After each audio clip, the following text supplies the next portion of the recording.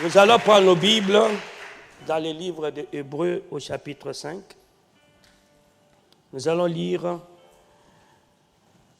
deux versets, 11 et 12. Comme dira un célèbre pasteur, deux portions. Verset 11 et verset 12 de Hébreux 5. Nous avons beaucoup à dire là-dessus et des choses difficiles à expliquer parce que vous êtes devenus lents à comprendre. Vous, en effet, qui depuis longtemps devriez être des maîtres, vous avez encore besoin qu'on vous enseigne les principes élémentaires des oracles de Dieu. Vous en êtes venus à avoir besoin de lait et non d'une nourriture solide. Ok.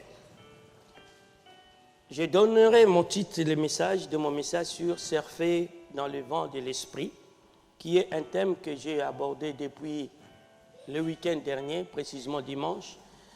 Et vendredi, ceux qui étaient avec moi dans la veillée, nous avons démontré ou décortiqué les différents vents de l'esprit. Nous avons montré que, et je viens d'apprendre aujourd'hui en ouvrant la télé, que ces termes-là, vent du nord, vent du sud, tout ça, en fait, ça existe. Parce que c'est le vent du nord qui a amené la chaleur, la canicule ce matin, et le vent du sud vient contrecarrer le vent du nord. Et j'expliquais dimanche que le vent, dans la Bible, représente l'esprit. Je ne dis pas que les vents c'est un esprit, mais dans la Bible, le vent représente l'esprit, parce que les mots qu'on a utilisés, qu'on a traduits en français esprit, veut dire vent en hébreu ou en grec vent. Okay? Pourquoi? Parce que nous avons expliqué, l'esprit fonctionne comme un vent, comme du vent, comme le vent. Okay. Maintenant, nous qui sommes nés de nouveau, nous sommes appelés à savoir surfer, c'est-à-dire naviguer dans ces vents-là. Et c'est ce qu'on appelle être rempli du Saint-Esprit. Ça veut dire pas remplir une bouteille ou un verre. Non, ça veut dire tout simplement comme le vent qui souffle sur le... Comment je vous ai expliqué encore? Le voilier, merci. Sur le voilier et qui permet au voilier de se déplacer.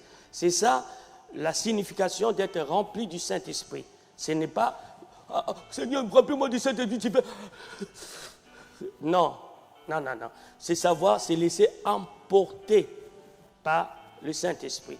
C'est pourquoi, lorsque vous lisez dans les Saintes Écritures, vous allez voir des gens qui parleront, et nous allons citer quelques citations ici.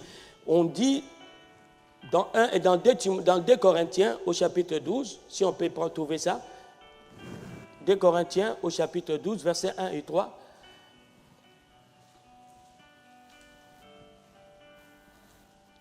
Après, nous irons à Apocalypse. On y va? Il faut se glorifier, cela n'est pas bon. J'en viendrai néanmoins à des visions et à des révélations du Seigneur. Je connais un homme en Christ qui fut, il y a 14 ans, ravi jusqu'au 3e ciel. Si ce fut dans son corps, je ne sais. Si ce fut hors de son corps, je ne sais, Dieu le sait. Et je sais que cet homme, si ce fut dans son corps ou sans son corps, je ne sais, Dieu le sait. Continue, verset 4. Fut enlevé dans le paradis et qu'il entendit des paroles merveilleuses qu'il n'est pas permis à un homme d'exprimer. Ok. Imaginez-vous cette expérience que l'apôtre Paul revendique d'avoir vécu, expérimenté avec Dieu. Et si vous descendez un peu, il dit, à cause de cette expérience, pour qu'il ne puisse pas s'enorgueillir, Dieu lui a mis une charte. Alors combien de chrétiens d'aujourd'hui, combien de pasteurs d'aujourd'hui vivent de telles expériences? Il dit, fut ravi, fut enlevé. Maintenant, lui-même, il ne sait pas si avec son corps physique, si avec son esprit, mais la seule chose qu'il sait, on lui a amené au paradis. Ok, ça ne veut rien dire pour vous. Mais il vit et il a entendu Dieu. Ok.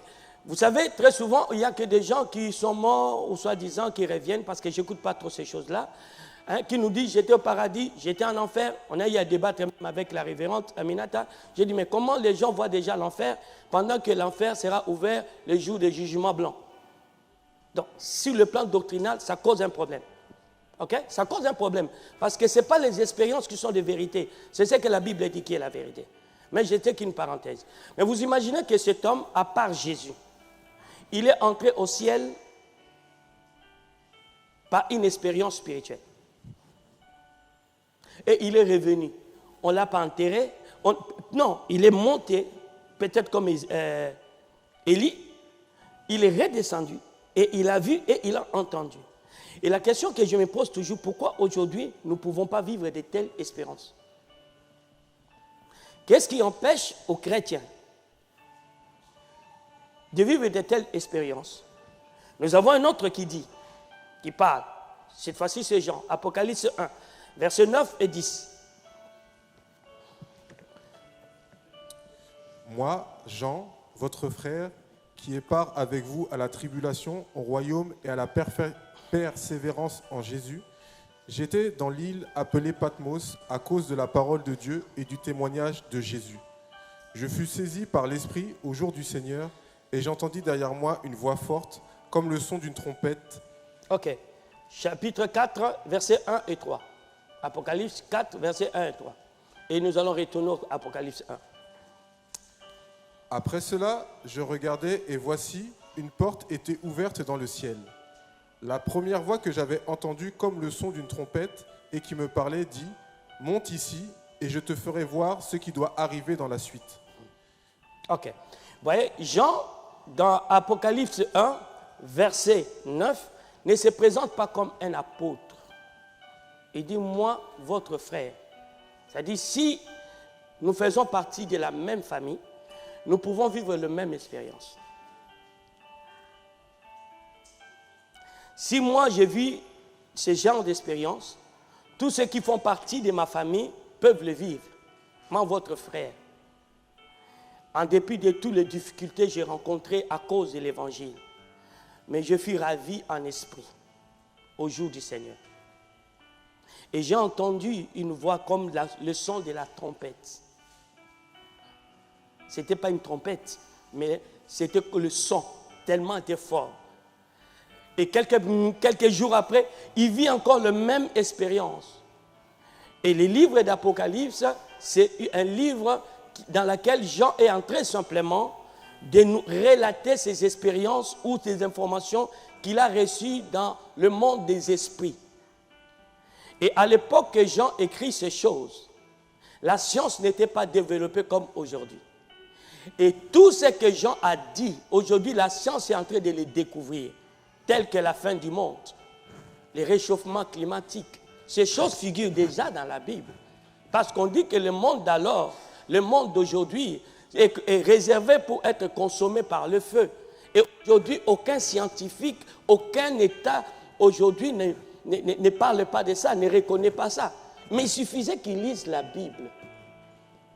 Alors, vous voyez comment être chrétien spirituel doit nous donner dans une position de leader, d'opinion, de leader dans la société. Parce que nous avons une grâce qui peut nous permettre à nous projeter à l'avenir, à connaître des choses que notre génération ne connaît pas encore. Et ce sont ces genres d'expériences que seuls ceux qui sont remplis de l'esprit peuvent le vivre. Et mon message d'aujourd'hui, j'aimerais vraiment que tu puisses faire de ton mieux pour comprendre. Parce que l'auteur des Hébreux dit, nous avons beaucoup de choses à vous dire, mais le problème que nous rencontrons, vous êtes devenus lents à comprendre. Je peux lire sans comprendre. Je peux avoir une information sans avoir la vraie compréhension. Mais je prie que le Saint-Esprit t'ouvre l'esprit pour que tu comprends. Parce que lorsque tu comprends quelque chose, tu accèdes dans une dimension qu'on appelle maître. Maître, c'est celui qui a la maîtrise d'eux. Lorsque nous avons commencé notre ministère dans cette agglomération chartraine et dans l'Église de Dieu, ce ne sont pas des païens qui nous ont maltraités, ce sont des chrétiens d'abord. Pourquoi? Parce qu'ils ne comprenaient pas ce que nous manifestons à cette époque. Mais à cette époque, personne ne nous comprenait. Même nos pères dans la foi, nos aînés, nous ont traités de magiciens. Même des gens qui nous ont appris les béabas de la vie chrétienne commençaient à dire, laissez-lui faire ces choses-là. Aujourd'hui, ça devient banal que les gens tombent. Et pourquoi aujourd'hui ces choses ont disparu au milieu de nous? Qu'est-ce qui empêche que vous, les chrétiens, comme Jean a dit, nos frères, les gens de même famille, que nous n'arrivons pas à manifester Dieu en live?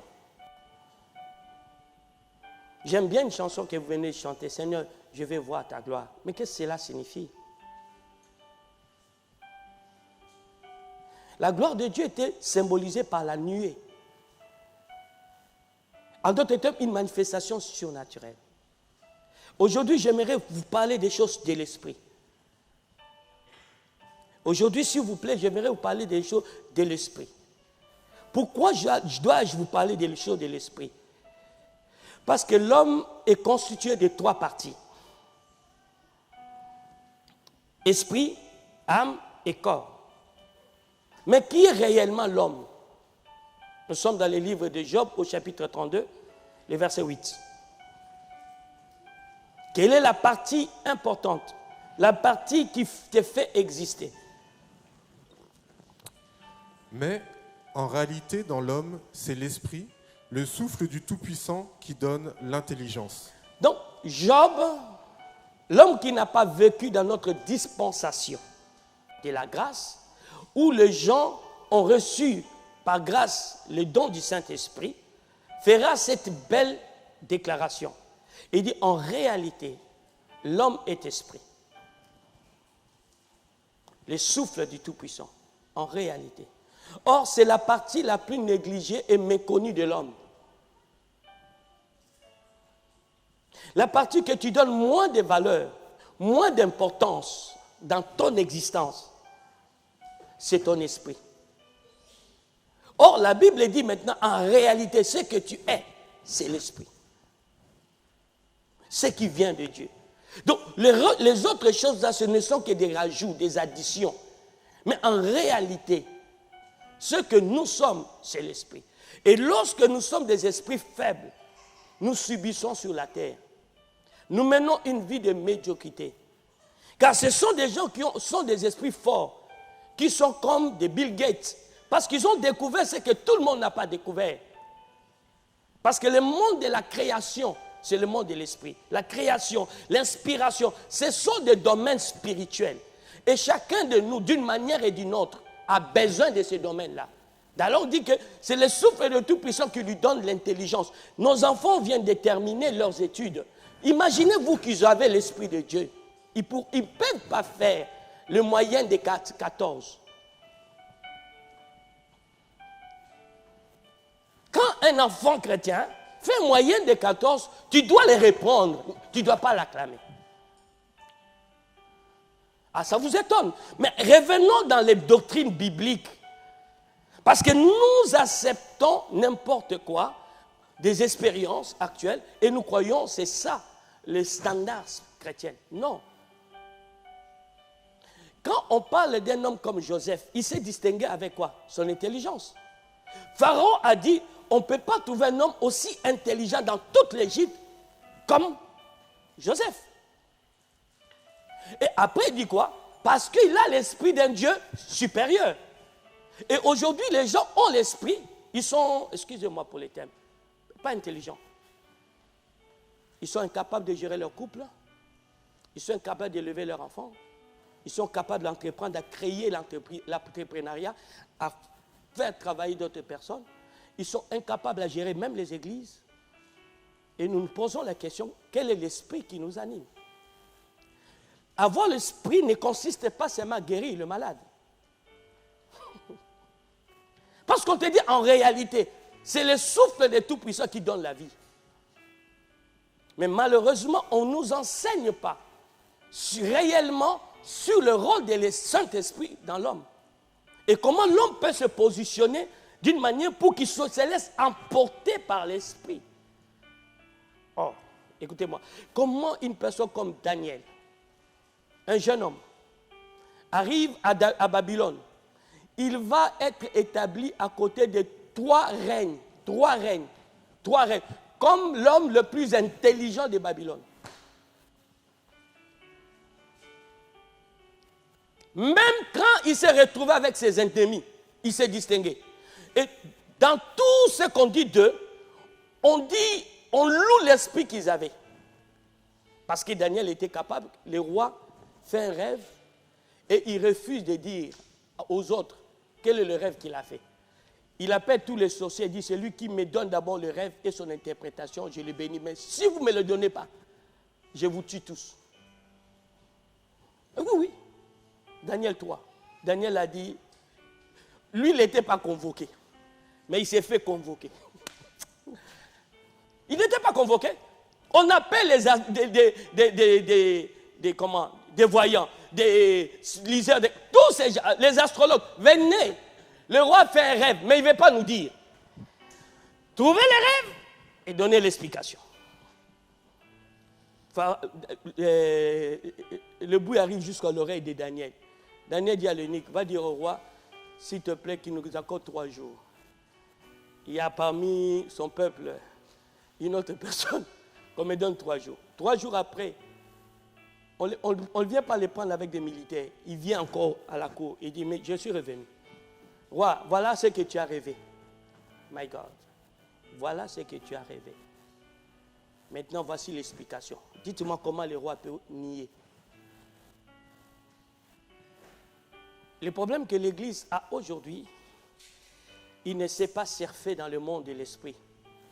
Parce que c'est un monde, 1, qui lui est totalement inconnu. 2, parce que tu ne le connais pas, tu n'éprouves pas non plus l'envie, ni de le découvrir, ni de le manifester. Mais en réalité, la vie chrétienne est une vie spirituelle. Et moi, j'aimerais vous le traduire comme ça, parce que quand on dit spirituel, vous avez une mauvaise approche, une mauvaise interprétation. On va dire la vie de l'esprit. Ce qui est né de Dieu est esprit. C'est-à-dire quiconque est né de Dieu ou qui est baptisé de Saint-Esprit, il est d'abord un esprit. Et tant que vous allez rester dans le domaine charnel, vous serez toujours malade. Vous serez toujours, comment je peux dire, dépendant des sens et des réalités du monde. Mais quand vous arrivez à développer votre spiritualité, vous allez vivre selon les lois spirituelles et manifester des expériences que l'homme animal ne peut pas comprendre. Pouvons-nous lire un passage dans la Bible? Que Dieu m'aide à être vraiment calme pour vous aider à comprendre. Et vous verrez comment Dieu va guérir les gens. Nous sommes dans 1 Corinthiens 2, verset 14 jusqu'à 15.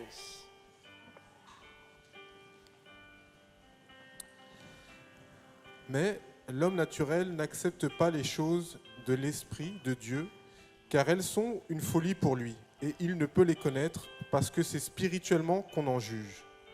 L'homme spirituel, au contraire, juge de tout, et il n'est lui-même jugé par personne. Chapitre 3, verset 1. Pour moi, frères, ce n'est pas comme à des hommes spirituels que j'ai pu vous parler, mais comme à des hommes charnels, comme à des enfants en Christ. Ok. Voyez-vous, ici, apôtre Paul met accent à 2 types d'hommes qu'on trouve à l'église. 2 types de croyants. Il dit, il y a des croyants qui sont des hommes naturels, comme la plupart d'entre nous, qui marchent encore avec leurs 5 sens, ses émotions, voilà. Mais il y en a une dimension de maturité qu'on appelle l'homme spirituel, où le croyant a développé sa spiritualité. Et j'aimerais vous dire, le développement de votre spiritualité, c'est votre responsabilité et non de Dieu. Je répète, le développement, la croissance de votre spiritualité ou de votre homme spirituel n'engage pas Dieu. C'est votre part de responsabilité.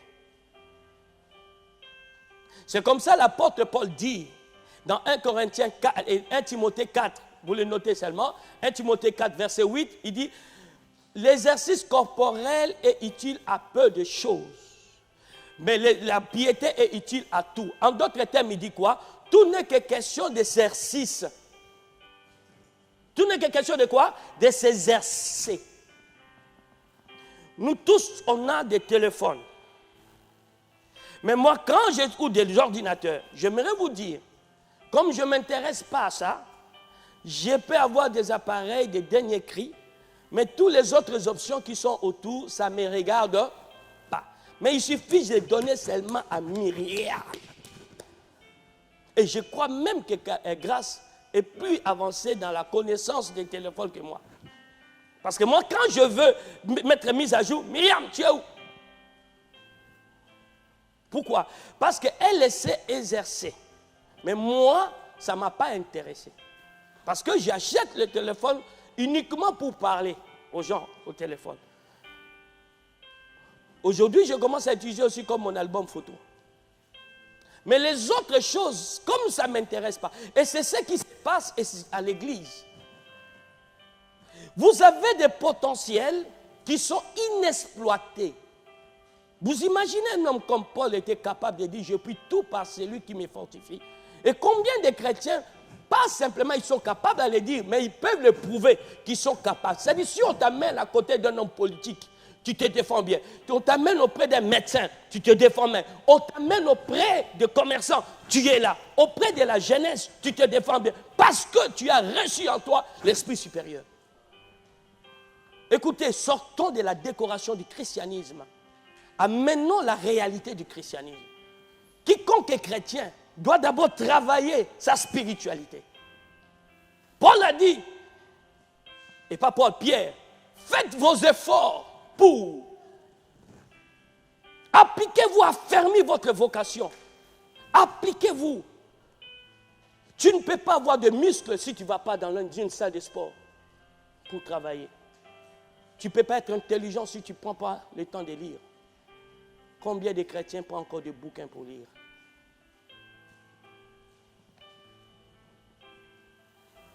Tu peux être là, ton entreprise ne marche pas, mais tu n'as même pas de temps d'aller dans les formations où on forme les gens sur le bon management ou tout ça.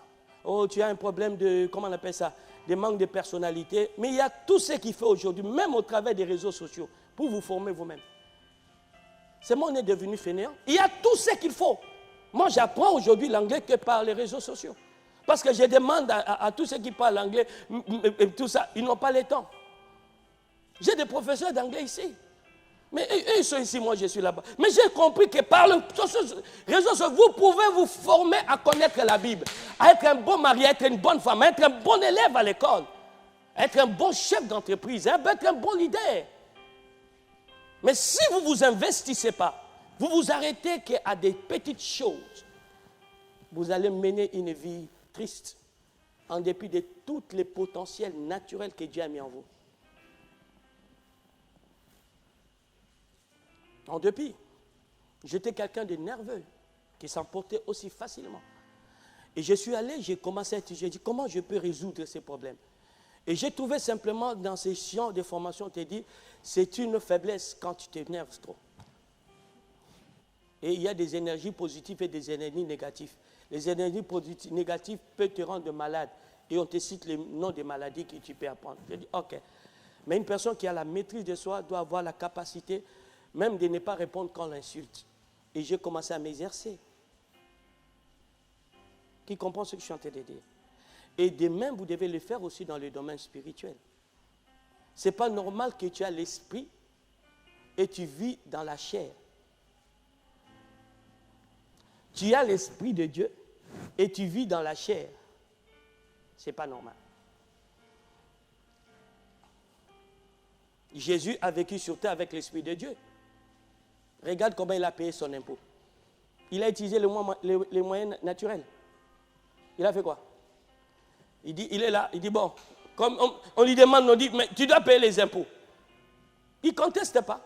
Il dit à Pierre, va prendre ton filet, va pêcher, tu vas attraper un poisson. Mais bien aimé, c'est incroyable. Imagine tes demandes à toi d'aller le faire. Tu vas refuser parce que lui parle un langage spirituel et toi tu seras dans un langage naturel. Il rencontre un aveugle, né. Et cet aveugle crie, son nom était Bartimée. Fils de David, aie pitié de moi, aie pitié de moi. Au lieu de l'envoyer à l'hôpital pour se faire opérer, il le regarde, il sourit. Va à ta foi, t'as guéri. Quel est ce médicament-là? Parce qu'il est en train de fonctionner selon les lois spirituelles. Un autre jour, un autre aveugle vient. Il le regarde. Ah, il crache par terre. Il transforme la terre à la boue. Il applique à la règle. Il dit maintenant, va te laver. Ce que je n'aimais pas en Jésus, il ne parlait jamais sans autorité. Si aujourd'hui tu es pasteur, tu parles avec autorité en France, tous les Français vont partir. Mais lui, il ne parle qu'avec autorité. Toi, tu vois, mais il doit avoir pitié de l'aveugle. Après comment il va prendre son crachat, jeter par terre, il met, même toi-même, tu dis, mais Berg, arrête-moi cette histoire. Ton crachat, arrête-moi cette histoire. Alléluia. Et puis après, tu attends qu'il te prenne dans la main, il t'amène auprès de la piscine de Siloé. C'est lui-même encore qui prend l'eau, qui te lave les yeux. Après, quand tu vas te dire, Jésus a de l'amour, hein. Niet. Va-t'en. J'ai fait ma part. Toi, va-t'en. Organise-toi. Arrivez jusqu'à la piscine. Et le monsieur arrive à la piscine, il fait ce que Jésus lui a dit, il a vu.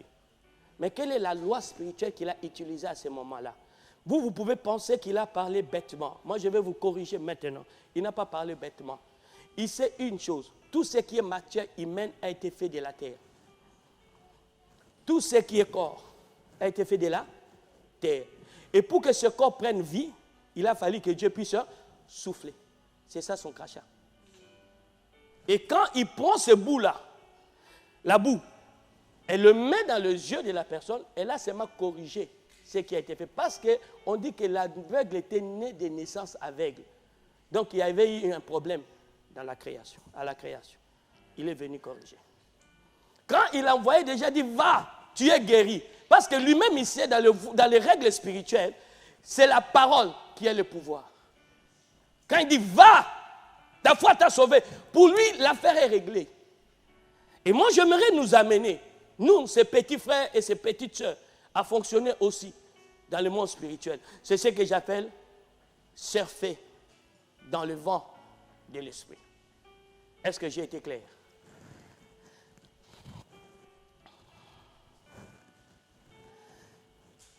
J'aimerais vous lire quelques citations que quand j'écrivais mon message, j'ai eu le plaisir d'écrire. Et je demande ton attention. J'ai mal fait, il fallait que je vous donne pour que vous les... Mais je dois avoir une copie dans mon bureau. Je disais comme ceci, comme il est impossible pour un poisson de vivre hors de l'eau, ou qu'un arbre subsiste en dehors de la terre, ainsi en est-il pour ceux qui sont nés de l'esprit. Ils ne peuvent pas fonctionner selon les lois naturelles. Mais ils doivent tout faire pour manifester la vie spirituelle que nous appelons la vie surnaturelle.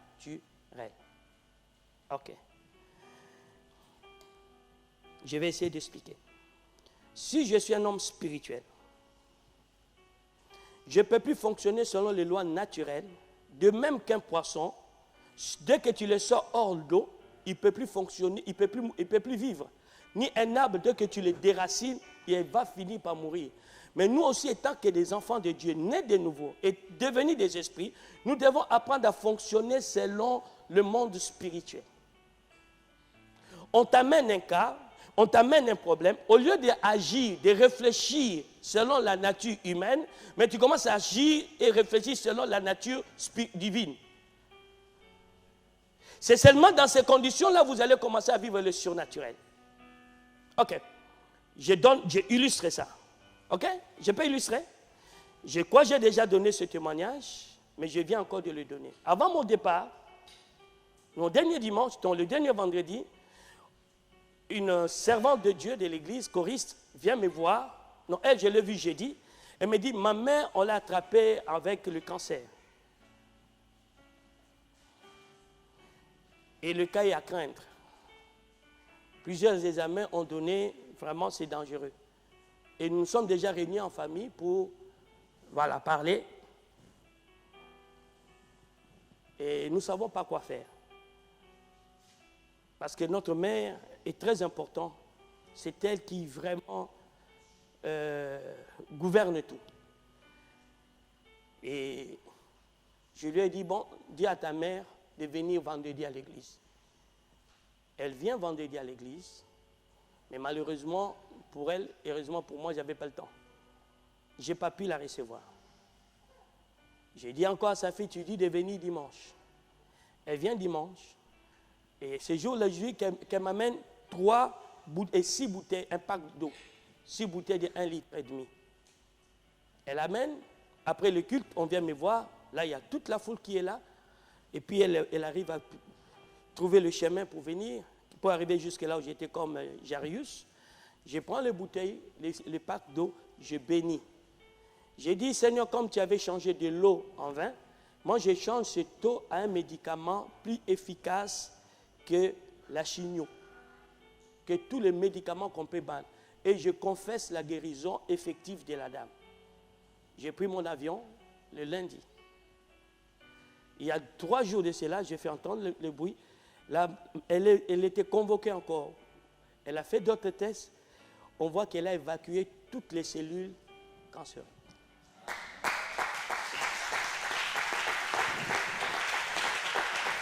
OK.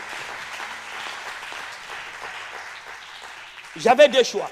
Un, de lui dire, bon, suis des médicaments, moi je continue à prier pour toi, Dieu va faire. Là, je vais réfléchir comme un homme animal ou naturel. Mais moi, j'ai opté à réfléchir comme un homme spirituel. Je ne sais pas si je me fais comprendre. Donc, parce qu'on dit que l'homme spirituel juge tout.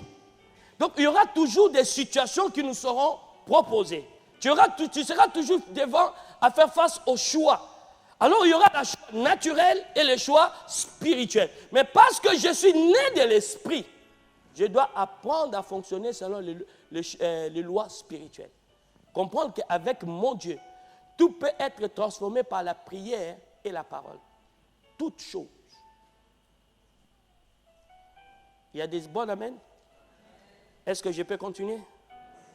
Parce qu'il y a beaucoup de témoignages comme ça. Je crois un témoignage que j'ai donné dernièrement, mais je vais donner dans un autre paragraphe. Deuxième citation. Comme il est vital à chaque espèce vivante de se nourrir selon leur chaîne alimentaire, ainsi en est-il de ceux qui sont nés de l'esprit. Ils doivent impérativement se nourrir d'aliments spirituels afin de manifester la vie surnaturelle. Donc, première chose, je juge, j'apprécie, je me programme pour manifester la vie spirituelle ou la vie surnaturelle. La deuxième chose, ce qui me donne cette vie, c'est 2 choses. La première, c'est ma nouvelle naissance. Mais pour conserver cette vie, c'est la nourriture qui permet à toute création ou toute créature à vivre. Dès que tu arrêtes de manger, tu finiras par mourir. Et c'est pareil pour la vie spirituelle. Tu es né d'eau et d'esprit, de la parole et de l'esprit. Mais malheureusement, dans notre marche avec Dieu, nous arrêtons à nous nourrir convenablement de la nourriture spirituelle. Ça devient pour nous, j'attends dimanche, on va prêcher, et puis c'est bon.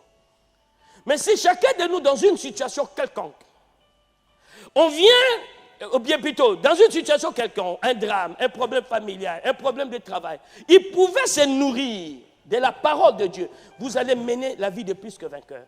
Car il est dit que ces livres de la loi ne s'éloignent point de ta bouche. Médite-les nuit et jour. Agis fidèlement selon ce qui est écrit. C'est alors que tu auras du succès. Pas seulement du succès, mais dans toutes tes entreprises. Lorsque j'ai un problème avec mes enfants, la première chose que je fais, je pars quand même lire dans la Bible pour voir qu'est-ce que la Bible dit. La Bible dit, parents, n'irrite pas tes enfants.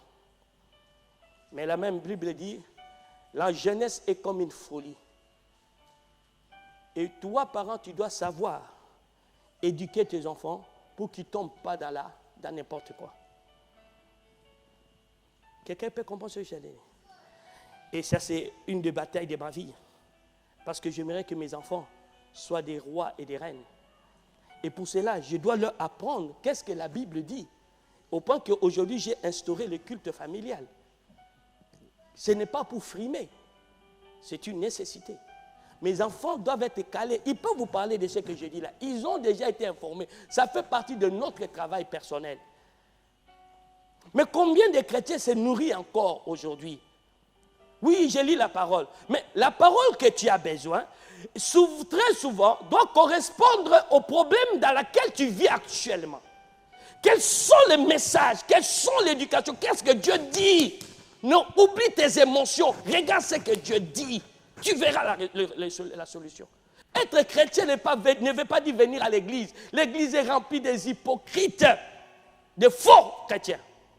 Être chrétien, c'est connaître et pratiquer la parole de Dieu. Les occultistes manifestent ces choses parce qu'ils ont développé la spiritualité. Or, vous aussi, vous êtes spirituel. Vous aussi, vous l'êtes. Parce que quand on appelle les magiciens de l'Égypte, Moïse aussi manifeste aussi sa puissance. Il y a eu des confrontations. Mais quand il y a la confrontation aujourd'hui entre le royaume des ténèbres et le royaume des lumières, ceux du royaume des lumières inclinent la tête. Honte à nous. L'Écriture dit que c'est la lumière qui a de l'avantage aux ténèbres. Un chrétien doit évacuer son quartier, son environnement, sa famille de toute sorcellerie. Je me pose si le christianisme d'aujourd'hui a encore une valeur quelconque dans la société.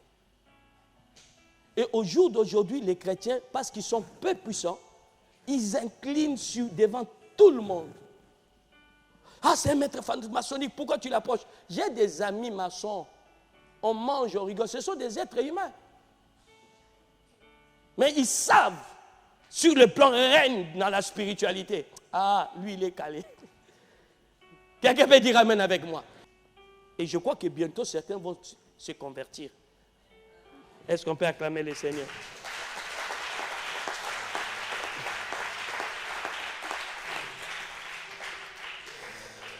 Il y a tellement de beaux citations, si je continue à les lire, je ne vais pas trop avancer dans mon message. J'ai écrit ceci. Comme chaque espèce vivante s'exprime selon son propre langage pour communiquer. Ainsi en est-il pour ceux qui sont nés de l'esprit. Ils doivent impérativement employer le langage spirituel afin de manifester le surnaturel. Comme chaque espèce vivante a faculté d'utiliser les dons naturels pour sa survie, ainsi en est-il de ceux qui sont nés de l'esprit. Ils doivent avoir impérativement les dons spirituels, d'abord les avoir, et pour les manifester.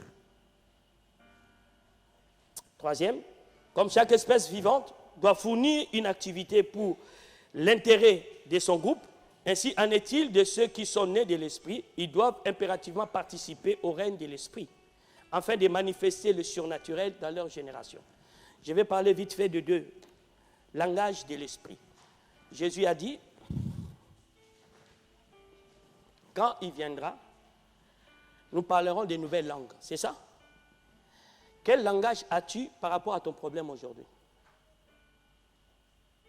Qu'est-ce que tu dis concernant ta situation? Que dirons-nous à l'égard de ces choses? C'est ton langage qui te sauve ou ton langage te condamne? Que dirons-nous à l'égard de ces choses? Si Dieu est pour nous, qui sera contre nous? Il y a des gens qui ont déjà tué leurs enfants, qui ont tué leur foyer. Sais-tu, quand tu es chrétien, tu dis je veux le divorce, tu as tué ton mariage. Sais-tu, quand tu es chrétien, tu dis j'ai gâché ma vie, tu as tué ta vie. Il y a des choses étant chrétien, tu ne dois pas les dire. Parce qu'il y a un pouvoir dans ce que tu dis. Et tu chercheras à rattraper cette parole. Tu ne pourras plus l'attraper, sauf si tu te répands. Et on prie pour toi. Beaucoup de chrétiens utilisent mal leur langage. Et maintenant, après, ils sont liés par les esprits de cette parole. Et ils viennent maintenant nous demander de l'aide spirituelle. On a encore d'autres choses à faire. Oh, j'ai pas de chance. Qui t'a dit que tu n'as pas de chance? Je suis malchanceuse parce que je suis né dans cette famille. Je devais naître dans la famille de Victor Chamba. Il n'y a pas de famille type. Il n'y a qu'un Dieu tout-puissant. Tu peux naître d'une famille où la misère, la violence, la médiocrité régnait. Mais si tu rencontres le roi des rois, le seigneur des seigneurs, Tu dois dire comme David, un jour, moi l'Éternel, nous ferons des exploits. Tu dois être capable de dire avec l'Éternel, nous ferons des exploits, nous sortirons de cette situation. Y a-t-il quelqu'un pour dire un bon amen? Alléluia. Donc, ce sont des choses que vous et moi, nous devons absolument manifester. Sans compter les dons spirituels que vous avez. Depuis que j'ai eu des dons, je suis conscient tous les jours. Là où un problème se trouve, si j'ai ces dons en moi, je sais que je suis la solution. Et à aucun moment, j'ai eu de doutes sur le potentiel spirituel que Dieu m'a donné. Je bénis Dieu d'être parti en Guadeloupe. Bientôt, je suis invité à Cuba. Officiellement, s'il vous plaît, officiellement. Vous savez ce que ça veut dire? Ça engage l'État. OK? Mais qu'est-ce qui a valorisé la vie de Victor pour que les politiciens, pour que les gens écoutent? Tout simplement, la mise en marche des dons qu'il a reçus. Il y a beaucoup de gens qui ont reçu des dons qui les ont mis dans un congélateur. Ils attendent le culte pour les manifester. Si Joseph devait manifester ses dons à l'église, à son époque, il n'y avait pas d'église.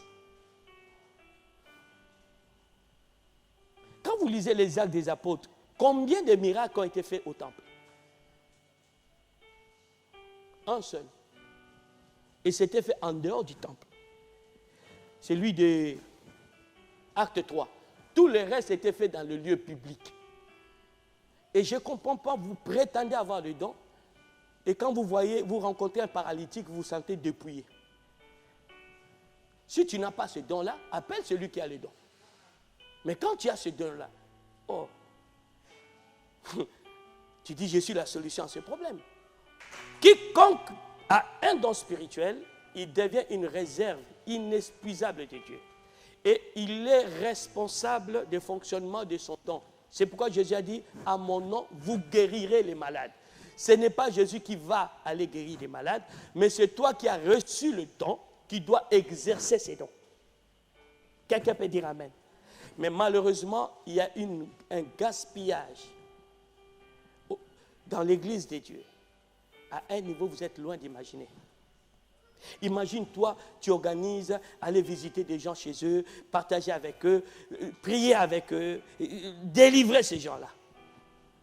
Vous n'aurez pas de place à l'église parce que tu vas bénir les gens.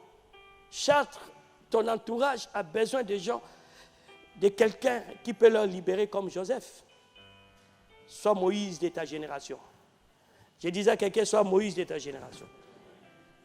Maintenant, comment manifester ou comment surfer dans ces dons? Comment surfer dans l'esprit plutôt, sorry.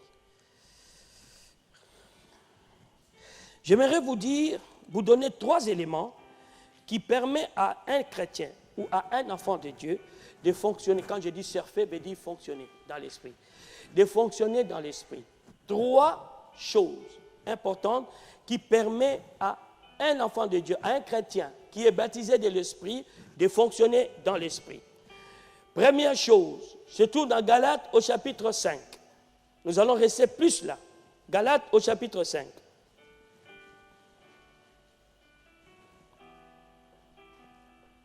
Vous y êtes? Nous allons lire le verset 19, verset 21, verset 21. Je commence par la conclusion de ça et je vais retourner au commencement. C'est-à-dire, je commence par la fin et je reviendrai au début. On y va. L'envie, l'ivrognerie, les excès de table et les choses semblables. Je vous dis d'avance, comme je l'ai déjà dit, que ceux qui commettent de telles choses n'hériteront point le royaume de Dieu. Galates 5, verset 5. J'ai dit quoi? Excusez-moi. Galates 5, verset 25. C'est ça? 25? Oui. Toi, tu as lu quoi? J'ai lu 21. Bon, sorry. C'est 25, s'il vous plaît. Excusez-moi. Si nous vivons par l'esprit, marchons aussi selon l'esprit. Ok. La Bible dit ceci. Un chrétien doit vivre par l'esprit. La Bible dit, nous nous devons vivre par l'esprit. Oubliez d'abord autre chose. Nous qui sommes chrétiens, nous devons vivre par l'esprit. Cela veut dire, il y a la vie naturelle et il y a la vie spirituelle. Mais toi et moi, nous devons nous programmer pour vivre par l'esprit. Il y a des personnes qui sont fâchées, disent mon église ne s'occupe pas de ma famille, mais tu ne sais pas si c'est toi qui devais sortir ta famille du problème. C'est encore une parole de connaissance. Avez-vous compris ce que je viens de dire? Je viens de libérer une parole de connaissance. Pourquoi nos familles ne sont pas délivrées? Parce que Dieu a suscité un sauveur comme Joseph dans ma famille, mais il ne se fortifie pas pour être le sauveur dans la famille. Il pense que tout doit venir de l'homme de Dieu. Il pense que tout doit venir d'ailleurs, de l'église. Non. Si Dieu t'a établi dans une famille, tu es sauvé dans cette famille, la solution de ta famille dépend de ton engagement. Je ferme la parenthèse. Il y a la vie en esprit. Vous devez vivre même dans vos choix sentimentaux. Il y a des gens qui se marient par la chair. Ils regardent, disent, regarde cet homme comment il est, regarde cette femme comment il est. Il me faut. Il est mon type de femme. Là, tu ne marches pas et tu ne vis pas dans l'esprit. Tu vis dans la chair. Quelqu'un dit amen avec moi. Mais un enfant de Dieu, quand il veut se marier, il demande à Dieu de lui envoyer la femme de sa vie ou l'homme de sa vie. Il peut ou elle peut ne pas refléter ton style d'homme ou de femme. Mais dis-toi une chose, votre bénédiction dépend de cette union. Il y a dans beaucoup de domaines, les chrétiens vivent dans la chair, dans le naturel. Mais il y a une vie de l'esprit. Et la vie de l'esprit, ce n'est pas quand vous chantez Alléluia. Tout à l'heure, je vous ai entendu dire Alléluia ou Amen. Mais il y en a d'autres personnes, quand ils disent Alléluia, il y a des flammes au ciel.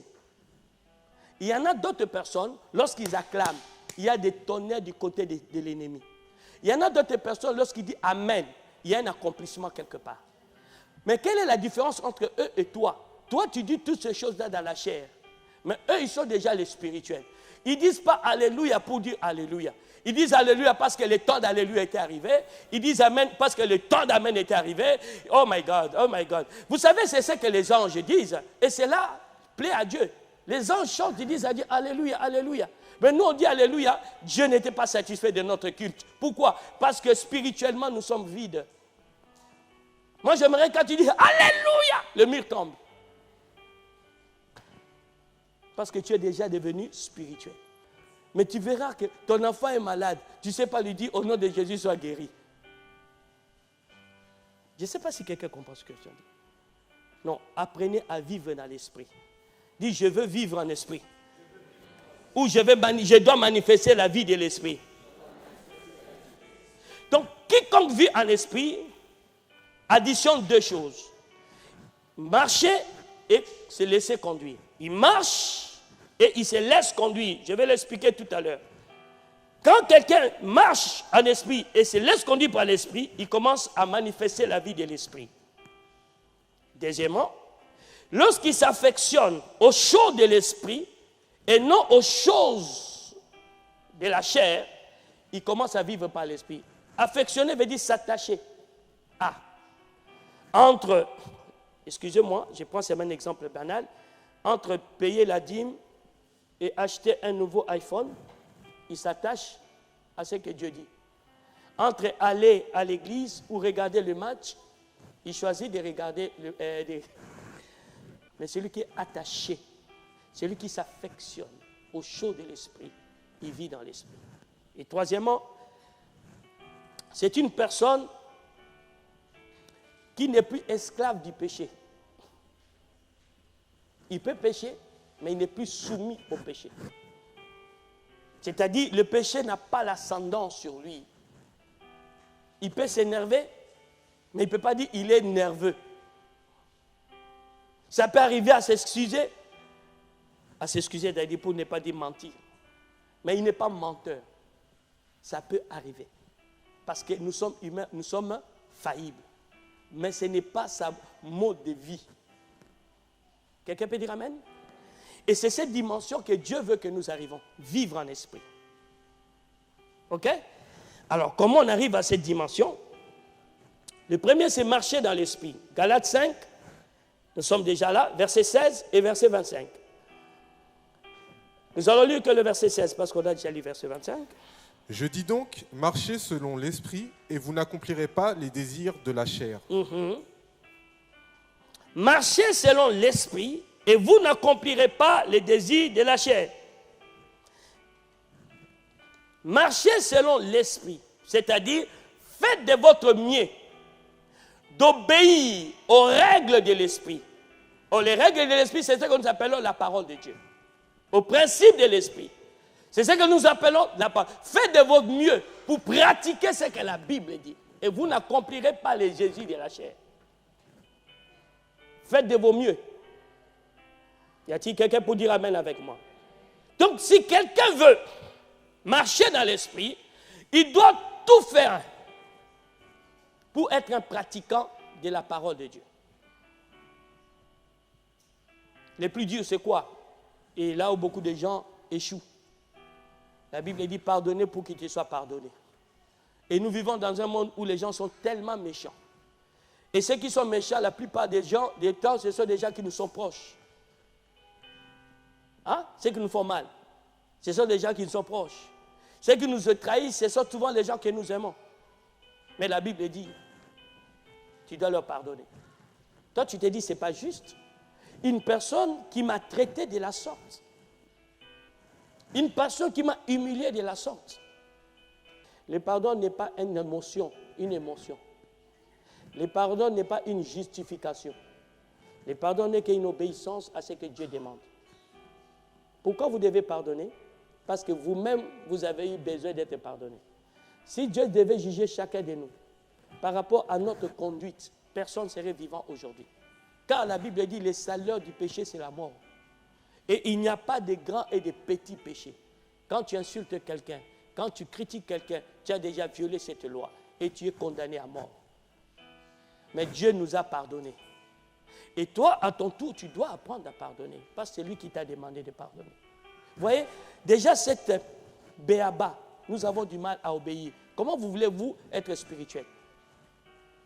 J'expliquais à quelqu'un, j'ai dit, vous savez, quand la Bible dit surmonter le mal par le bien, si quelqu'un t'a offensé, si quelqu'un t'a, on peut le lire vite fait, dans Romains au chapitre 12, l'avant-dernier verset. Si quelqu'un t'a fait du mal, si quelqu'un t'a offensé, on va le lire, on y va? Si ton ennemi, voilà. Mais si ton ennemi a faim, donne-lui à manger. S'il a soif, donne-lui à boire. Car en agissant ainsi, tu amasseras des charbons ardents sur sa tête. Voyez, malheureusement, la plupart d'entre nous, quand on lit ces passages, on l'interprétait mal.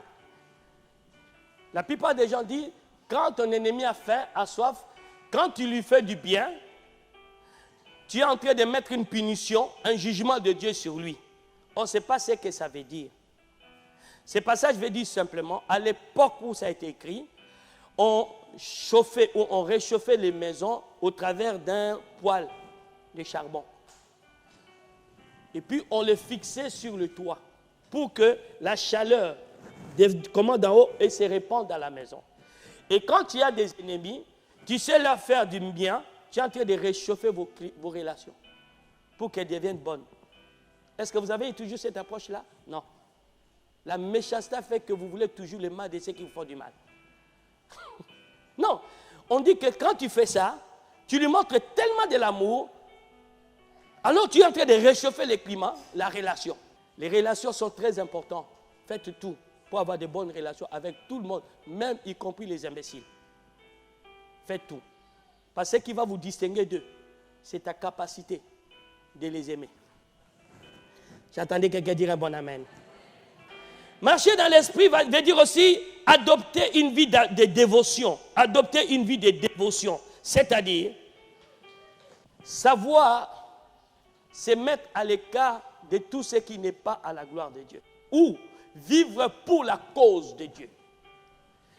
Dévouer sa vie veut dire consacrer sa vie. Savoir vivre toute ta vie pour Dieu.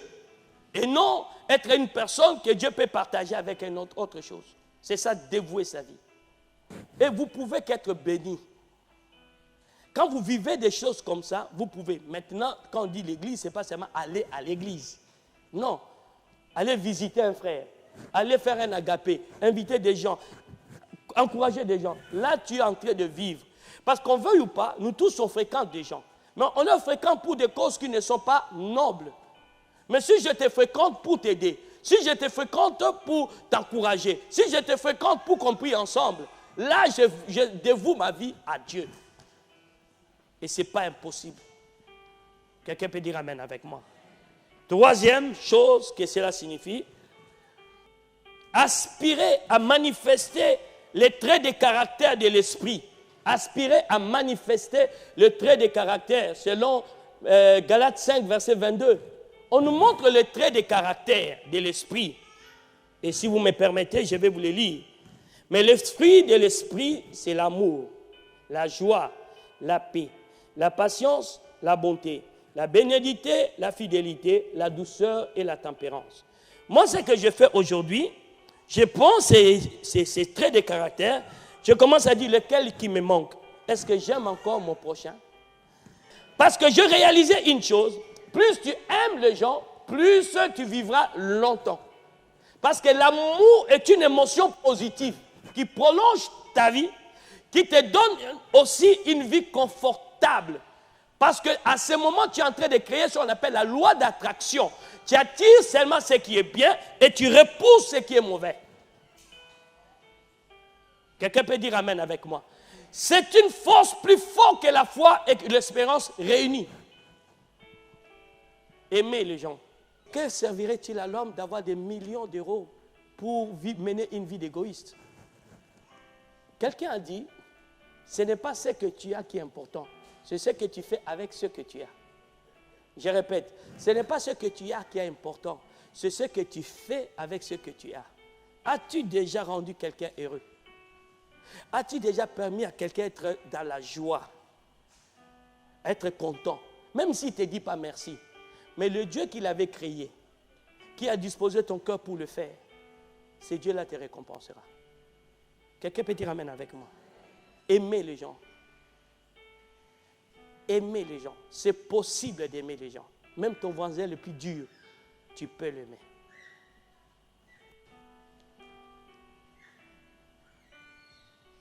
Quelqu'un peut dire amen avec moi.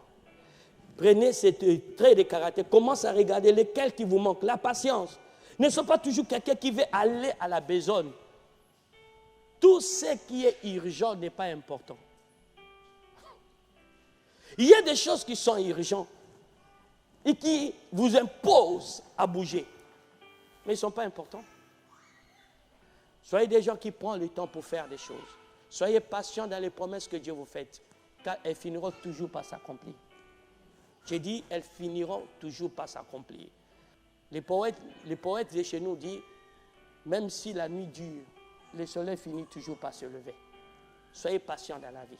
Et troisième chose qui nous permettra de fonctionner dans l'esprit, c'est se laisser conduire par l'esprit. Galates 5, verset 18. Se laisser conduire par l'esprit. Ça, c'est magnifique comme élément. Si vous êtes conduit par l'esprit, vous n'êtes point sous la loi.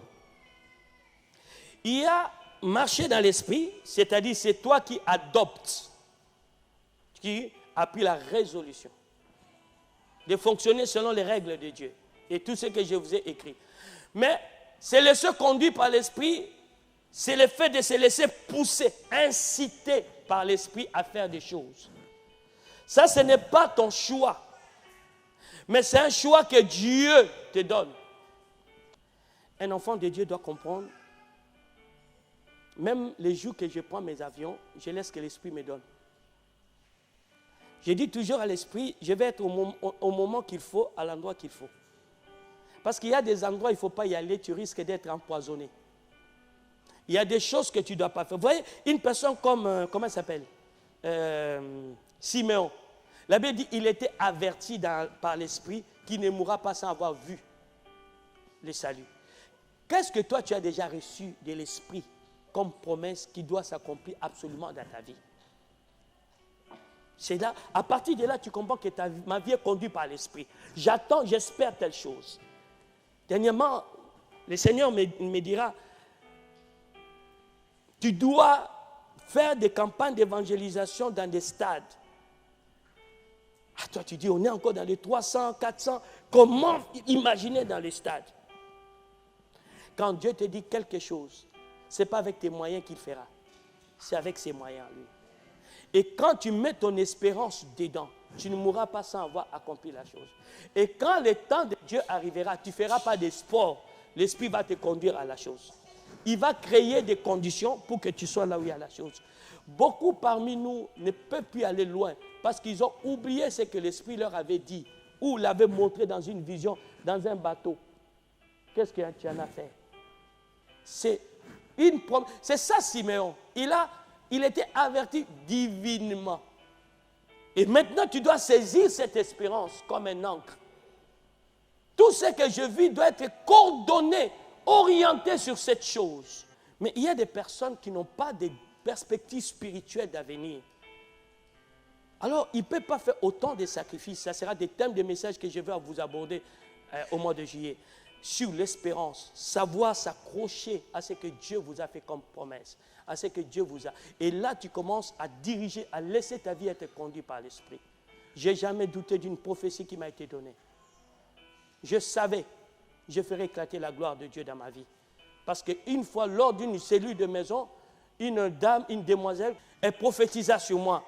Elle dit, tu feras éclater la gloire de Dieu. Et je venais à peine de commencer le ministère. Je n'avais pas encore bien aimé expérimenter les dons spirituels. Et ce qui était grave dans l'histoire, c'est quoi? C'est moi qui avais délivré la jeune dame. Et j'ai cru quand même à la prophétie qui est sortie de sa bouche. Voyez-vous, quand nous envoyons des prophètes qui prophétisent sur vous, ce n'est pas de la décoration. Vous devez aussi croire à ce qu'ils disent. Et engagez votre voix. Travaillez pour ça. Travaillez sur ça. As-tu un avertissement du Saint-Esprit pour ton futur? Et pourquoi aujourd'hui vous ne l'avez plus de manière fréquente?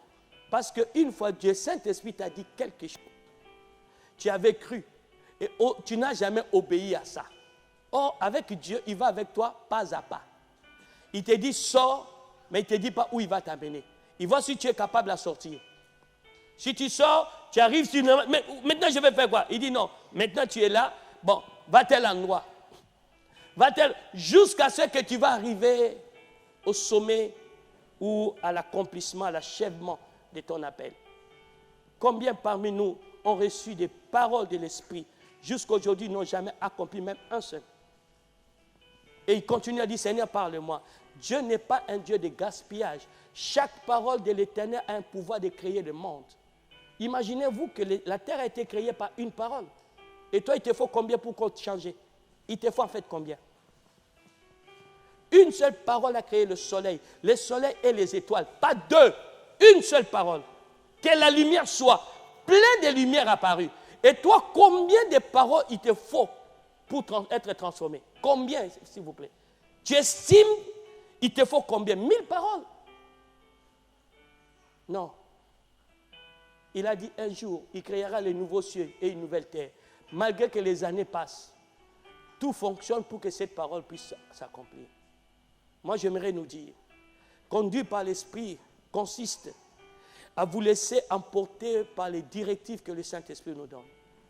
Il nous les donne au travers des songes, il nous les donne au travers de rêves, il nous donne au travers des prophéties, il nous donne aussi au travers des langues du cœur. David a eu un jour à cœur, il faut que je bâtisse une maison pour Dieu. Il a eu cet élan, il n'a pas eu une prophétie, mais il a senti dans son cœur, il doit bâtir une maison pour Dieu. Vous savez ce qu'il a fait? Il est parti, il a appelé le prophète pour avoir la confirmation. Écoutez, le prophète, il dit, fais ce que ton cœur te dit. Quand le prophète sort, le Seigneur l'interpelle, il dit, va dire à David, ce n'est pas lui. Ce n'est pas lui qui le fera. J'ai mis ça à cœur pour qu'il prépare pour ceux qui vont le faire. Il retourne et lui dit, ce que tu as pris comme résolution, c'est bon. Mais ce n'est pas toi parce que tes mains sont remplies de sang. Mais l'idée que tu as eue, c'est magnifique. À cause de ton obéissance, j'ai moi l'Éternel qui bâtira pour toi une maison. Vous savez, mes amis, j'aimerais insister sur ce point. Si vous vous laissez conduire par l'Esprit, vous allez mener une vie décorée. Même lorsqu'il te fait passer la vallée de l'ombre de la mort, il est au contrôle de la situation. L'Esprit de Dieu te conduira même au travers des difficultés de ta vie. Mais dis-toi, il t'amène vers le sommet. Fais-lui confiance. Et quand tu ne comprends pas, ne parle pas beaucoup. Prie à langue. Il t'aidera. Là où il te conduit, c'est lui qui va t'amener au bout. Il y a une terre promise au bout. Et tu dois entrer.